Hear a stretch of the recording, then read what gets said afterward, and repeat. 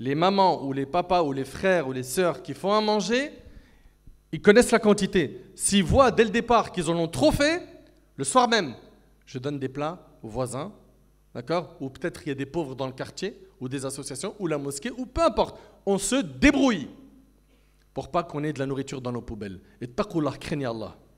Craignez Allah parce que ce sujet-là, moi, il me fait mal au cœur, surtout quand je pense que certains de nos frères dans le monde, ils rêveraient d'avoir accès à nos poubelles pour manger ce qu'il y a dedans. Tellement ils sont pauvres. L'eau potable, ils ne savent pas ce que c'est.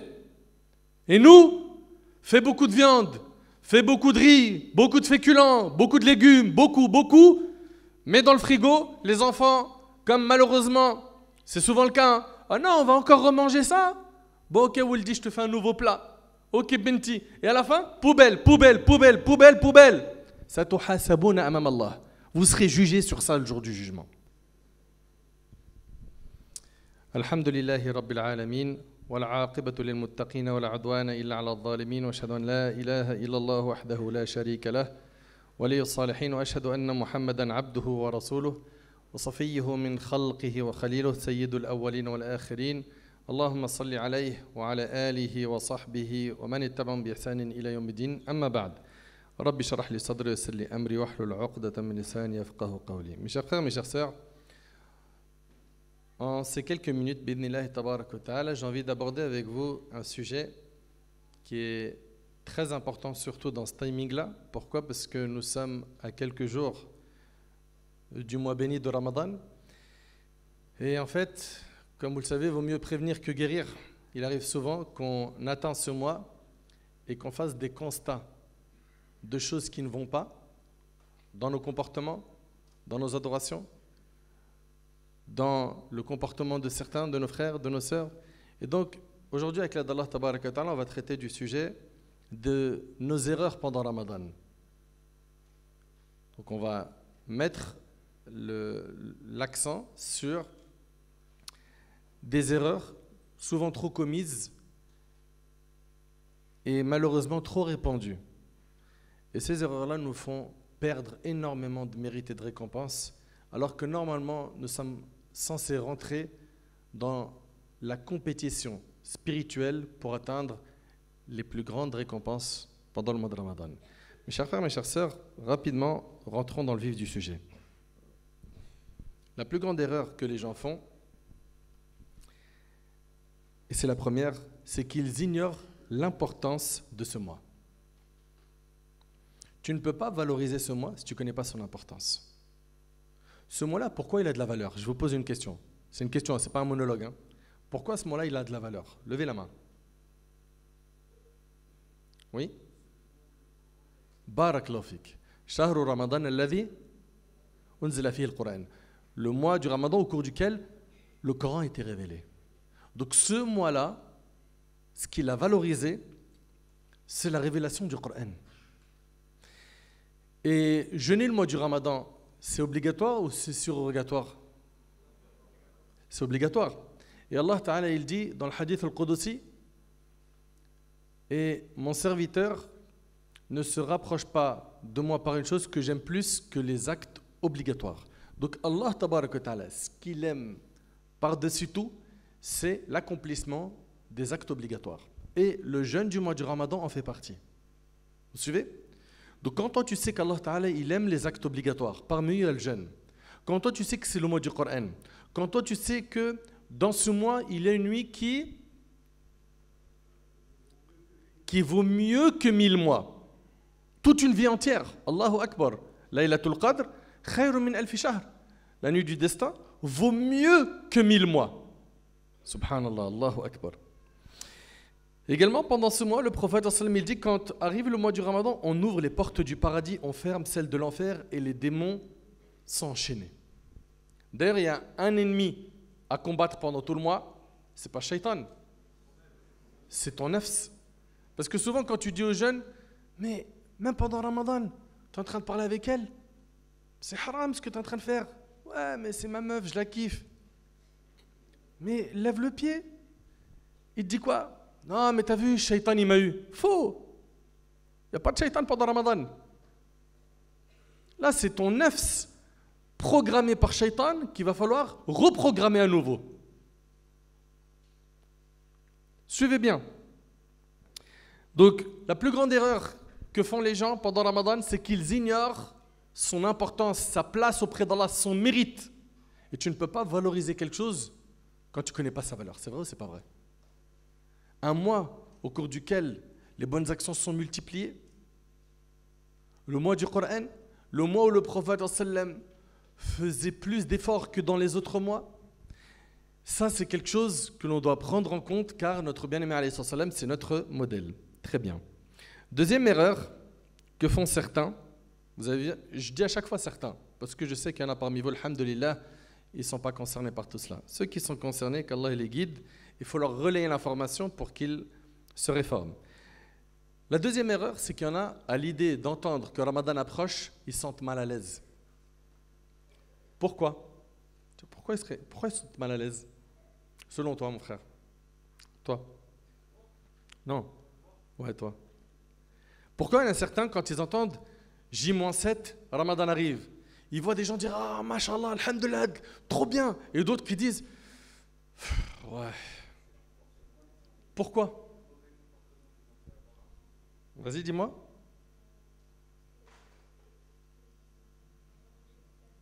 Parce qu'il ne va pas manger toute la journée. Non, c'est pas pour ça. Oui, madame?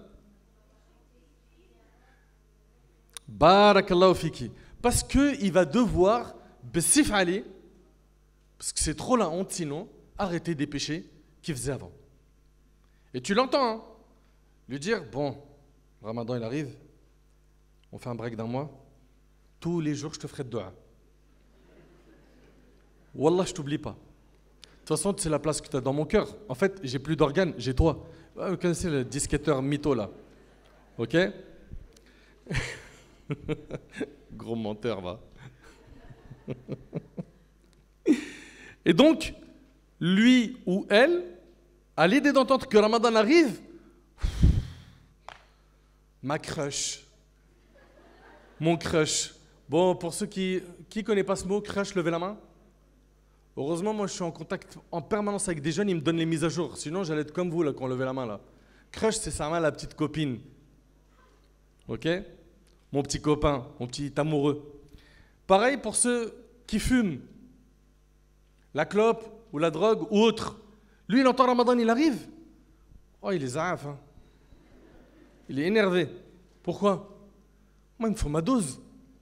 Et subhanallah, wallah, une parmi les choses qui m'a fendu le cœur, qui m'a déchiré le cœur, qui me l'a broyé, c'était de voir des vidéos où des jeunes se filmaient en train de rompre le jeûne avec un joint.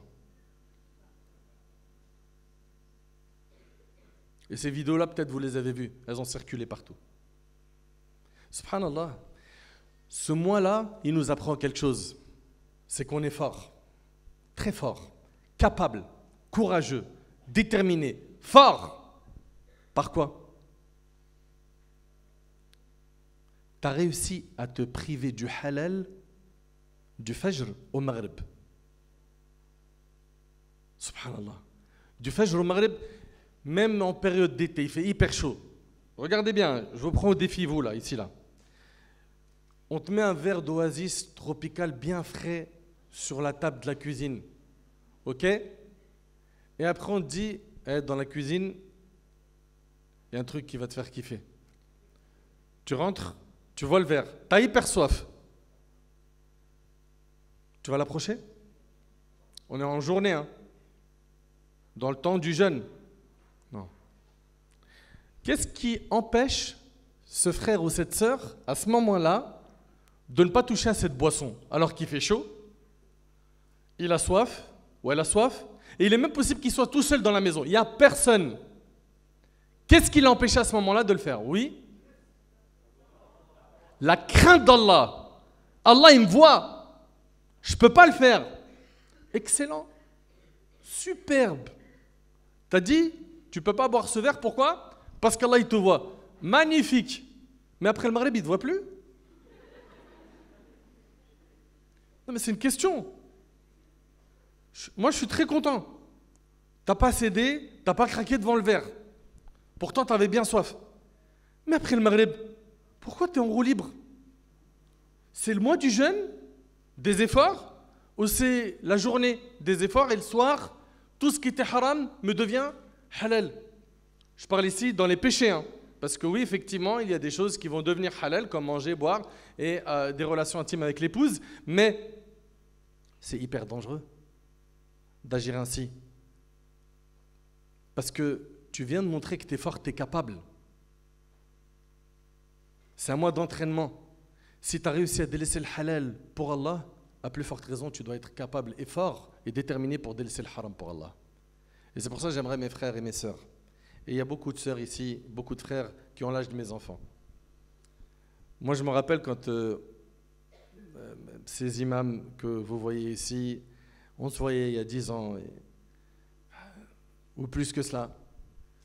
Moi, je me souviens encore, même avant ça, je me rappelle quand je m'asseyais avec des jeunes et j'avais leur âge, j'avais 17, 18, 19, 20, et on s'asseyait, on écoutait les conseils des grands frères.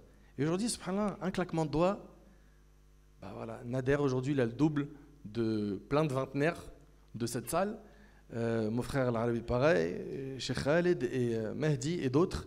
Et en fait, nous on veut votre bien. Et ça c'est un point que vous devez comprendre. Si parfois vous allez entendre des paroles qui vont vous bousculer un petit peu, c'est parce que nous on a aussi le souci qu'ont vos parents, voire plus. Nous on porte le souci du prophète sallallahu alayhi wa sallam. Le souci du prophète sallallahu alayhi wa sallam c'est quoi? C'est d'amener un maximum de monde à la félicité et au salut le jour du jugement. Oui ou non? C'est pas la mission des prophètes? Donc quand nous on vous parle et qu'on vous parle de certains péchés et qu'on vous parle avec des exemples bien précis, c'est parce qu'on sait. On sait que c'est des choses qui bouillonnent dans votre tête. On sait que vous avez besoin d'entendre quelqu'un qui vous dit « je t'aime », que tu as besoin de mariage, que tu as besoin de sentiments, que tu as besoin de reconnaissance, que c'est normal. Et l'islam n'est pas venu mettre une croix sur les sentiments, les relations amoureuses, mais il est venu leur donner un cadre noble et magnifique qui s'appelle le mariage. Tu as les moyens, tu te maries. Tu n'as pas les moyens, tu te préserves. Et par le fait que tu te préserves, Allah tabaraka ta'ala va te réserver une bonne personne. Et c'est en se rapprochant d'Allah tabaraka ta'ala qu'on va trouver l'apaisement et la tranquillité et la joie, le bonheur sur terre. Et pas en regardant certains nous dicter des nouveaux codes sur les réseaux sociaux qui n'ont rien à voir avec nos valeurs. Rien à voir. Il n'y a qu'à voir aujourd'hui la pluie de mauvaises personnes qui appellent au mal sur TikTok, sur Insta, sur Snap, qui racontent leur vie H24. En fait, leur vie, c'était le néant dans leur vie, elle était nulle. Un événement de leur vie leur a donné de la visibilité. Et depuis, les gens ils sont intéressés pour savoir qu'est-ce qu'il fait, qu'est-ce qu'il a dit, qu'est-ce qu'il mange, qu'est-ce qu'il pense. J'aime bien ses opinions. Il mange quoi le matin? Cet exemple, je le donne souvent. Ils sont là, ils disent, alors, elle est en train de nous dire qu'elle a mis du flocon d'avoine avec de la banane et du miel. Myrtille? Ah, j'ai jamais essayé ça. Avec du myrtille. S'il vous plaît, notre vie, c'est notre capital, c'est ce qu'on a de plus important. Si on n'investit pas notre temps pour se rapprocher d'Allah et faire le bien, Shaitan, il va utiliser justement ce temps pour nous donner des mauvaises idées et l'utiliser à mauvais escient. Donc, la deuxième erreur, c'est qu'il y a des gens qui ont un pincement dans le cœur quand Ramadan arrive, alors que nous, on doit aimer ce qu'Allah aime. Et on doit aimer ce que le prophète sallam aime. C'est logique ou pas? Et le prophète sallam, il aimait le mois de Ramadan. Et le prophète sallam, pendant Ramadan, il faisait des efforts, c'était constant, et à la fin, il doublait les efforts. C'est-à-dire quoi? Dans les 20 premiers jours, le prophète sallam faisait beaucoup d'efforts. Et dans les 10 derniers, c'était comme ça. On fait un constat, comment ça se passe chez nous? Les 10 premiers jours, la Ummah, elle fait ça. Mosquée, tarawih, Coran, dhikr, je dors plus, oh là là, trop d'efforts, je me sens au top. Après 10 jours, rentre dans les mosquées, regarde tarawih. T'arrivais pas à te garer? T'arrivais pas à t'installer dans la mosquée? Là, tu peux jouer au foot. Il y a de la place. Et là, la deuxième décade, les 10 jours d'après, c'est calme. Et après, ça chute. Même jusqu'à la fin. Certains reviennent un peu le 27 et ça chute. Ce n'était pas le comportement du prophète alayhi salatu wassalam. Jamais. Et agir ainsi, c'est une erreur.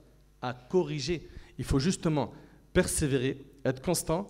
Et pour cela, il ne faut pas surcharger son âme en faisant au-dessus de ta capacité.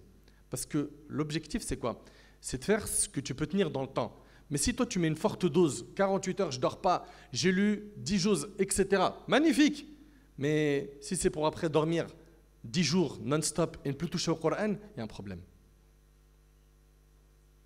Il y a un problème.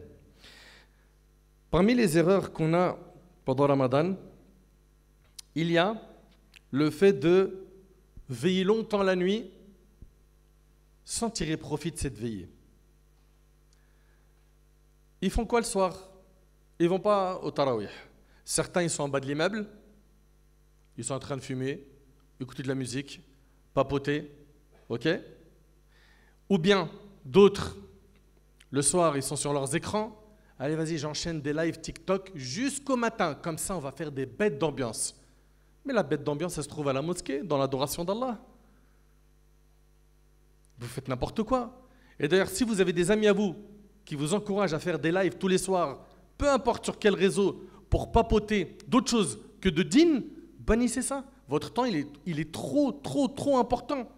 Et le prophète sallallahu alayhi wa sallam a dit vrai quand il a dit il y a deux bienfaits qui ne sont pas appréciés à leur juste valeur, la santé et le temps libre. Le temps libre, c'est quand la mort elle frappe une personne que là il se dit mince, si seulement je pouvais prolonger ma vie de quelques minutes pour faire quelques adorations. Est-ce que l'ange de la mort va accepter? Est-ce qu'Allah va t'accorder ce délai? Jamais de la vie. Donc veiller sans utilité. Et à la fin, qu'est-ce qui se passe? Ils veillent jusqu'à quelle heure? 3-4 heures du mat sur le net, à mettre de la musique à fond dans leur voiture, et ils sont dehors, ils sont postés. Et à faire des désobéissances, et à parler avec des filles, bref. Et après, qu'est-ce qu'ils font? Ils dorment vers les coups de 3-4 heures du mat. Pour les meilleurs d'entre eux, ils vont se dire venez les gars, on prend quand même un repas. Il y a la sunna. 3 heures du matin, il dort, il ne se réveille pas pour subh. Grave erreur. Et il se réveille quand? Après l'asr. Et ça fait partie des grandes erreurs de certains jeûneurs. Dormir et faire sortir une prière de son temps. D'ailleurs, dans un hadith qui est rapporté dans le recueil authentique de l'imam al-Bukhari, le prophète sallallahu alayhi wa sallam, il nous parle d'une personne qui sera châtiée dans la tombe. On prendra une pierre immense et on lui fracassera le crâne. Et cet acte sera répété dans sa tombe et à chaque fois, sa tête sera remise dans son état initial et le même coup de pierre touchera sa tête et ça sera répété. Et c'était qui cette personne-là? C'est une personne qui dormait en faisant sortir une prière de son temps. Ça, c'est que dans la tombe.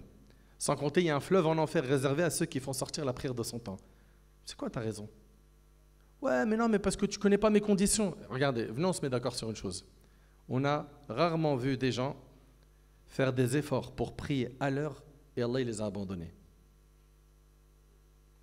Et en réalité, celui qui veut une chose, il se donne les moyens. Et celui qui ne veut pas une chose, il cherche des excuses. Est-ce que tu es de la première catégorie ou la deuxième? Est-ce que tu es constamment là à chercher des excuses pour justifier ton impiété? Ou est-ce que tu fais quand même des efforts? Pourquoi? Pour chercher des solutions, pour t'améliorer. Et c'est un effort qui a à faire constamment sur notre nefs. C'est pas facile, c'est pas du jour au lendemain. C'est pas du jour au lendemain. Aujourd'hui, tu as du mal avec la prière de subh. Tu te bats, tu fais les causes, tu te fais aider par des gens de la famille. Et après, avec le temps, tu verras que ce qu'on te reprochait dans ta famille, tu ne travailles jamais pour subh tout seul. Quand il s'agit d'une sortie scolaire, tu es debout une demi-heure avant l'heure. Mais pour subh, c'est ce que les parents disent à leurs enfants, oui ou non? Mais pour subh, tu es au lycée, tu ne te réveilles jamais toute seule ou tout seul. Tu fais l'effort et tu demandes à Allah. Et wallahi, ça paye. وَالَّذِينَ جَاهَدُوا فِينَا لَنَهْدِيَنَّهُمْ سُبُلَنَا. Allah Ta'ala, il dit ceux qui font des efforts pour nous, pour Allah, Allah il va les mener au chemin qui mène à lui. Donc fais des efforts et Allah subhanahu wa ta'ala il te facilitera. Parmi les erreurs pendant le mois de Ramadan, il y a le fait d'accorder trop de temps aux écrans. Les écrans, il va falloir les diminuer. Et moi, je compte faire une khutbah la semaine prochaine, bi'idhnillah, où je ne vais pas mâcher mes mots sur ce point des écrans. Ils rentrent à la mosquée pendant le tarawih, ils font des TikTok, ils font des lives. Ouais, regardez, on est en train de courir. Mais t'es pas au parc? Ouais, regardez, l'imam, il est en train de faire quoi? Là, je suis en live, là. Et en selfie, je fais une vidéo et un snap. Mais respectez l'endroit. Vous êtes dans la maison d'Allah. Le prophète sallam, il a dit que les endroits les plus aimés d'Allah, c'est les mosquées. Les mosquées, c'est des endroits qui sont valorisés dans notre religion. On y trouve normalement quoi? La sérénité, la paix, la quiétude, le repos, le calme. Et pas le désordre, l'anarchie, le mauvais stationnement, les plaintes des voisins. Regardez, oh là là, les musulmans encore, ils ont leur prière de nuit. Et on entend après des voisins non musulmans qui souhaitent la fermeture de la mosquée à cause de l'irresponsabilité d'un des frères qui s'est garé dans un virage qui empêche le bus de circuler. Mais déplace ton véhicule, va loin, et après rattrape ce que tu peux des prières, et ne salis pas l'image de l'islam. Et quand vous rentrez à la mosquée, s'il vous plaît, rendez-vous ce service pour vous, pour tirer profit du mois de Ramadan, mettez vos téléphones du début de l'entrée de la mosquée à la sortie en mode avion. Et j'invite même les responsables des mosquées à mettre des mots, surtout pour nos frères et nos sœurs qui viennent pour Tarawih et qui y vont là-bas. C'est un effet de mode où ils y vont pour se divertir et pas pour se ressourcer spirituellement. Il y a des gens, ils vont là-bas parce qu'ils ont besoin de purifier leur cœur, parce qu'ils ont besoin de sérieux. Et toi, tu viens, tu saccages ce sérieux. Parce que tu veux t'amuser, tu crois que tu es au parc. Il y a un moment pour tout. Dans notre religion, il y a du sérieux et aussi le droit de se divertir. Là, tu vas aller prier Tarawih, ou tu vas aller assister à une conférence, ou tu vas aller assister à une halaqa de tahfidh Coran, d'apprentissage du Coran. C'est des moments sérieux. Ce n'est pas des moments de blague. Qu'est-ce qu'ils font vos snaps et vos TikTok sur ce terrain-là? C'est une maladie. Soignez-vous. Et une parmi les choses qui va vous aider, c'est je rentre à la mosquée, je le mets en avion. Et je préviens ma famille avant. Comme ça, ils comprennent. Je suis à la mosquée, je ne suis pas joignable. Comme ça, au moins, on a la paix dans la mosquée. Aussi, parmi les erreurs, pendant le mois de Ramadan, il y a le fait de manger jusqu'à ne plus pouvoir bouger. Le matin, pour Sahour, il y en a, ils chargent. D'autres, c'est un peu léger, ils prennent quelques dates de l'eau. Par contre, pour le Maghreb, le rendez-vous, là, il est sérieux. Prends de quoi rompre ton jeûne, prie le Maghreb en étant léger, et après, assieds-toi et mange. Certains, qu'est-ce qu'ils vont faire? Ils vont manger, manger, manger, manger, jusqu'à il transpire. Et après, tu le vois, il était assis, mais à un moment, il a glissé. Il n'est plus assis. Vous connaissez ces personnes-là? Il est assis au début sur la chaise, après, il glisse de la chaise. Il glisse, il glisse, il glisse. Ce même bonhomme, il va à la mosquée pour Tarawih, il fait 2 rak'at. Il dit, Wallah, c'est bezef long. Non, c'est pas bezef long. C'est toi, tu portes Jabal Uhud dans ton ventre. Toi, ce que tu as dans le ventre là,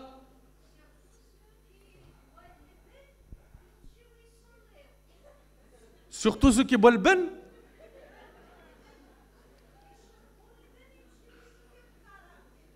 C'est quoi le sou? Ah, ça fait le bruit du ventre. Ah.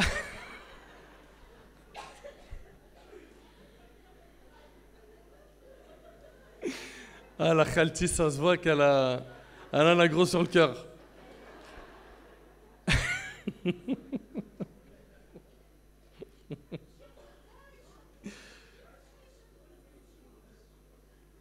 Ouais.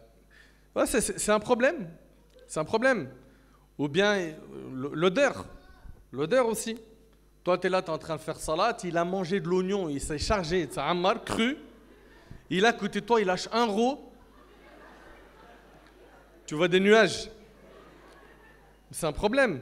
Ou tu te prosternes et c'est les chaussettes qui t'attaquent. Toutes ces choses-là sont des choses qui sont à régler. Pourquoi? Parce que là, on rentre dans la maison d'Allah. Quand on rentre dans la maison d'Allah, on doit être présentable.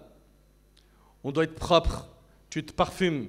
Si tu as mangé quelque chose qui a changé l'odeur de ta bouche, tu te brosses les dents. Ou tu manges quelque chose qui fait partir cette odeur. Et en fait, tout ça, c'est des choses à respecter. Et subhanallah, il y a quand même une chose qui me choque. Dans le concret, en réalité, on mange un vrai repas, c'est celui du soir. Mais comment ils font pour manger un repas qui les fait glisser de la chaise? Ils mangent trop. Ils mangent trop, jusqu'à ce qu'ils n'arrivent plus à tenir la cadence. Tarawih, il ne tient pas, il supporte rien, il étouffe, il sue. Faites doucement. Et il y a aussi une autre erreur qui est liée à la nourriture, c'est le gaspillage. Est-ce que vous trouvez normal qu'une famille qui aime Allah et son prophète fasse à manger et subhanallah, ils font beaucoup plus que ce qui est nécessaire. Regardez bien ici là. Et à la fin, au lieu de garder ça pour le lendemain ou de distribuer tout de suite un peu aux voisins pour diminuer la quantité, non, je ne veux pas donner aux voisins, j'ai la flemme, d'accord? Le lendemain, non, je vais lui donner un truc qui date d'un jour. C'est quoi ta solution? Poubelle. Vous aurez des comptes à rendre sur ça. Et Allah Ta'ala dit Innal mubadhirin kanu ikhwana ash-shayatin. Les gaspilleurs sont les frères du diable. Non, en islam, on n'a pas le droit de gaspiller. Il se peut que dans tes calculs, tu en aies trop fait. D'accord. Même si tes voisins ne sont pas musulmans, dès maintenant, fais ton calcul. Tu prends une assiette, si c'est un couscous ou peu importe le plat, et tu dis, tu tapes à la porte, voilà, c'est le ramadan, c'est le mois du partage, on voulait vous offrir ce plat. Tu as gagné des récompenses, tu as fait rentrer la joie dans leur cœur, tu leur as montré une bonne image de l'islam et tu as évité le gaspillage. Mais nous, qu'est-ce qu'on fait? On stocke dans le frigo le couscous, le lendemain, on fait un autre repas, on fait des pâtes, le lendemain, et après, à la fin, on voit que ce que j'ai fait il y a 3-4 jours au frigo, il est bleu. Le plat, il est bleu. Il a changé de couleur. Et on se pose la question, oh, il a bien tourné, il faut le jeter. Ça, c'est une erreur qu'il faudra bannir. Et pour bannir cette erreur, il faut s'organiser. Les mamans ou les papas ou les frères ou les sœurs qui font à manger, ils connaissent la quantité. S'ils voient dès le départ qu'ils en ont trop fait, le soir même, je donne des plats aux voisins, d'accord? Ou peut-être il y a des pauvres dans le quartier, ou des associations, ou la mosquée, ou peu importe. On se débrouille pour pas qu'on ait de la nourriture dans nos poubelles. Et taqullah, craignez Allah. Craignez Allah parce que ce sujet-là, moi, il me fait mal au cœur, surtout quand je pense que certains de nos frères dans le monde, ils rêveraient d'avoir accès à nos poubelles pour manger ce qu'il y a dedans. Tellement ils sont pauvres. L'eau potable, ils ne savent pas ce que c'est. Et nous, fais beaucoup de viande, fais beaucoup de riz, beaucoup de féculents, beaucoup de légumes, beaucoup, mais dans le frigo, les enfants, comme malheureusement, c'est souvent le cas, hein, ah non, on va encore remanger ça? Bon, ok, Wildy, je te fais un nouveau plat. Ok, Benti. Et à la fin, poubelle. Satuhasabuna amam Allah. Vous serez jugés sur ça le jour du jugement. C'est des erreurs à bannir. Et pour cela, quitte à acheter des boîtes en plastique, vous savez, les petites boîtes à emporter, pour distribuer même à des personnes qui sont pauvres dans le quartier, dans le besoin, etc., ou à une association humanitaire qui redistribue ça pour vous, vous débrouillez. Parmi les erreurs qu'on a également pendant Ramadan, on a le fait de délaisser le fait d'ordonner le bien et d'interdire le mal. Ils rentrent de Tarawih, ils voient les jeunes, ils sont en train de rouler leurs joints. Salam alaikum les gars, alaykoum salam mon frère, et il part. À quel moment on leur ordonne le bien, à quel moment on interdit le mal? Si même pendant Ramadan on voit la désobéissance, on ne fait rien, quand est-ce qu'on est sensible? Quand est-ce qu'on bouge? Parmi les erreurs aussi qu'on a pendant Ramadan, il y a le fait de jeûner uniquement avec le ventre. Quand on jeûne, on s'abstient de manger et de boire du fajr jusqu'au coucher du soleil avec l'intention d'adorer Allah subhanahu wa ta'ala. Et quand on jeûne, tous nos membres jeûnent. Mes yeux jeûnent du haram. Moi qui avais l'habitude de regarder des choses haram sur mon smartphone ou sur mes écrans, mes yeux vont jeûner. Mes oreilles qui écoutaient du haram, c'est fini. Que ce soit des clips interdits, etc., ou bien de la médisance, de la calomnie, etc., c'est terminé. Mes oreilles, je les lave pendant Ramadan. Moi qui avais l'habitude d'être dans la médisance, raïba ou namim, etc., je parle sur le dos des gens, etc., ma langue va jeûner. Ma main va jeûner du haram, mes pieds vont jeûner du haram, mon corps entier jeûne. Et le prophète m'a dit, il se peut qu'un jeûneur n'obtienne de son jeûne que la faim et la soif. Allahu Akbar. Il se peut à la fin que de tout ton jeûne, la seule chose que tu as eu comme gain, c'est la faim et la soif. Tu n'as pas eu de récompense. Pourquoi? Parce que pendant que tu jeûnais, tu mangeais la chair de ton frère. tu salissais son honneur. Pendant que tu jeûnais, tu arnaquais les gens. Pendant que tu jeûnais, tu regardais des choses haram et tu les écoutais, tu kiffais, ton cœur vibrait en regardant ce haram. De ton jeûne, tu n'as eu que la faim et la soif, tu n'as pas eu de récompense. 30 jours où tu t'es privé pour peu de bénéfices. Ça, c'est une erreur qu'il faudra également urgemment soigner. Parmi les erreurs qu'il y a également pendant le mois de Ramadan, c'est que les derniers jours de Ramadan, qui sont censés être les jours les plus importants, il y a Laylatul Qadr dans la dernière décade, n'est-ce pas? Elle est dans une des nuits impaires de la dernière décade du mois du Ramadan. Au lieu de se concentrer à rechercher la récompense de la nuit du destin, à planifier un i'tikaf, une retraite spirituelle, à passer plus de temps à la mosquée ou même à poser des jours de congé, et c'est ce que je vous recommande de faire les frères dans la mesure du possible, dans les 10 derniers jours, posez des jours de congé pour votre cœur. Vous posez des jours de congé pour votre corps en été, posez des jours de congé pour votre cœur, pour l'apaiser, pour vous rapprocher d'Allah, rester à la mosquée un maximum de temps. Et ce qui est très triste, c'est quoi? C'est qu'au lieu d'être dans le dernier sprint sérieux, qu'est-ce qu'ils font les gens? Ils sont toute la journée en train de faire du shopping pour les vêtements de l'Aïd ou en train de préparer les gâteaux de l'Aïd. 3-4 jours avant l'Aïd, il n'y a plus personne dans la mosquée. Vous faites quoi? On achète les cadeaux de l'Aïd. Planifiez ça avant. Ou débrouillez-vous même pour faire ça en ligne, si vous connaissez vos tailles, les vêtements, etc., pour passer le minimum de temps dans le centre commercial pendant Ramadan. Votre temps, il est trop précieux pendant Ramadan. Il se peut qu'on n'atteigne même pas ce mois. Vous croyez que c'est garanti qu'on va vivre jusqu'à Ramadan? C'est pour ça les pieux prédécesseurs, 6 mois avant Ramadan, ils disaient quoi? Allahumma balighna Ramadan. Oh Allah, fais-nous vivre jusqu'à Ramadan. Allahumma balighna Ramadan wa wafiqna li qiyamihi wa siyamihi ala al-wajh alladhi yurdih. Et après Ramadan, qu'est-ce qu'ils faisaient? Pendant 6 mois, ils demandaient à Allah d'accepter leurs efforts pendant le mois de Ramadan. Donc il faut faire le nécessaire. Pourquoi?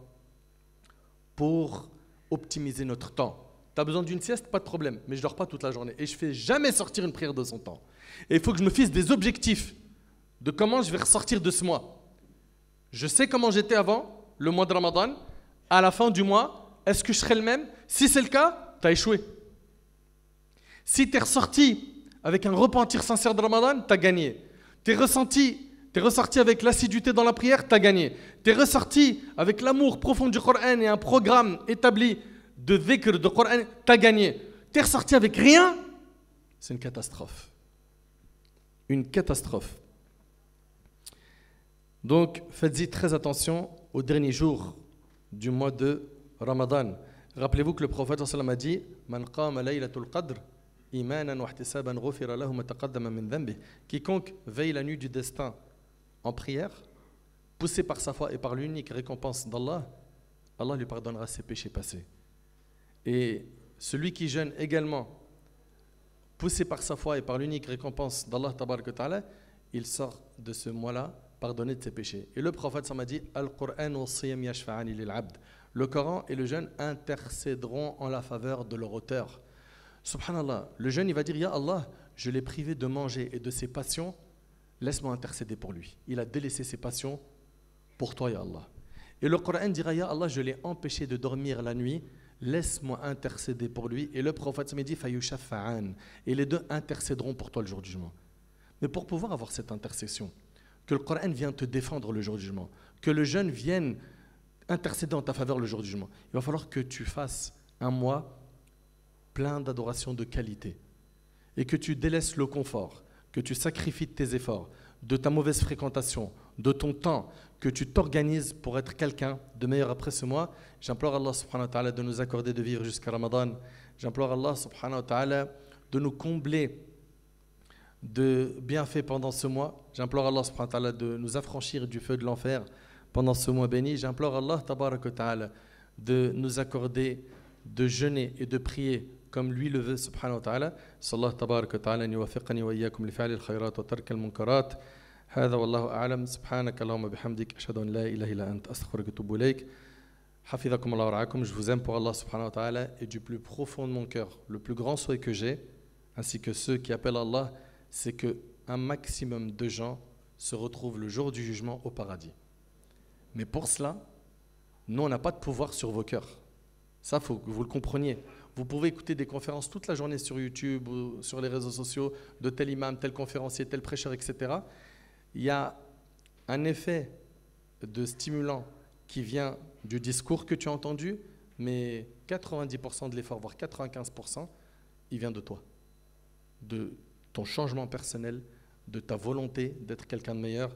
Qu'Allah subhanahu wa ta'ala il vous préserve et pense à nous dans vos invocations. Barakallahu fikum wa akhiru da'wana alhamdulillahi rabbil alamin.